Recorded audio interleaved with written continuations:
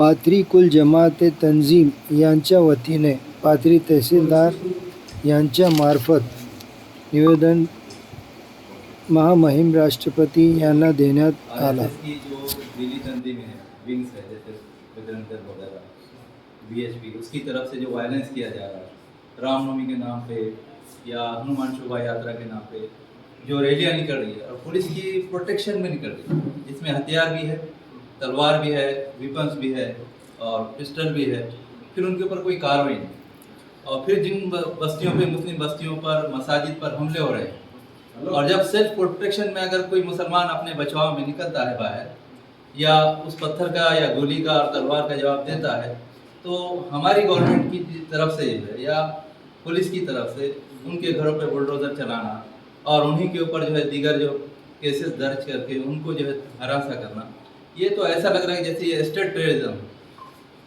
तो इसके ऊपर रोक लगनी चाहिए, क्योंकि हिंदुस्तान के अंदर एक शहरी की हैसियत से मुसलमान भी रहता है, तो मुसलमानों के जो है हुकूक का पास अगर नहीं रखा जाएगा तो फिर भारतवर्ष का जो संविधान है वो किस काम है? क्योंकि इस संविधान ही के तहत जब आप संविधान के रक्षक ही उसका भक्षक बन जाएगा तो फिर होगा कैसे? नहीं चलेगा ना ऐसा। तो इसके लिए निवेदन है हमारा ये कि प्रेसिडेंट इसके ऊपर तवज्जो दे और ऐसे लोगों के ऊपर जो तो कार्रवाई की जाए। वासियों की जानिब से तहसीलदार के माध्यम से प्रेसिडेंट ऑफ इंडिया को एक निवेदन दिया गया है और उस निवेदन में देश की अखंडता, देश में एकता को जो खतरा लाहक हो गया है, उसके विरुद्ध एक गुस्से का इजहार हम पाथरीवासी कर रहे हैं। आप देख रहे हैं एक ज़माना था कि जो जुलूस निकाले जाते थे, जो मिरवणुक निकाली जाती थी या कोई धार्मिक जुलूस भी निकाला जाता था या कोई शोभा यात्रा निकाली जाती थी, तो वो देश की एकता के लिए, अखंडता के लिए, भाईचारे के लिए, सद्भावना निर्माण करने के लिए निकाली जाती थी।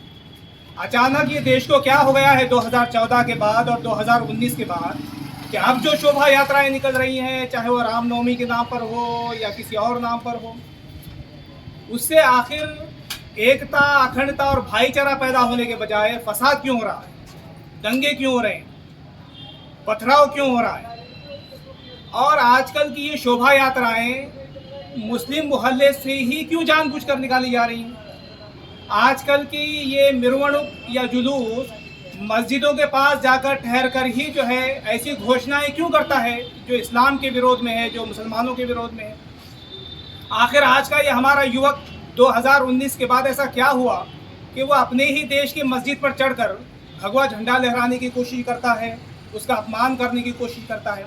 इसका मतलब ये हुआ कि देश को कहीं और लेकर जाने की कोशिश की जा रही है, देश को बर्बाद करने की कोशिश की जा रही है, हमारा आपसी विश्वास खत्म करने की कोशिश की जा रही है, देश की अखंडता को खतरा है, भाईचारे को खतरा है, सद्भावना समाप्त करने की कोशिश की जा रही है। अगर वक्त रहते हमारा देश नहीं जागा, अगर वक्त रहते हमारे देशवासी नहीं जागे, तो देश का भविष्य बड़ा खतरे में है, हमारे आने वाली जनरेशन का भविष्य खतरे में है। आपसी अविश्वास जो निर्माण किया जा रहा है और जो दंगे भड़काए जा रहे हैं और जानबूझकर ऐसा किया जा रहा है ताकि मुसलमानों को जो है तो जोश में लाया जा सके, रिएक्शन दिया जा सके। अब मुझे आप बताइए, एक मिसाल देकर मैं समझाता हूँ।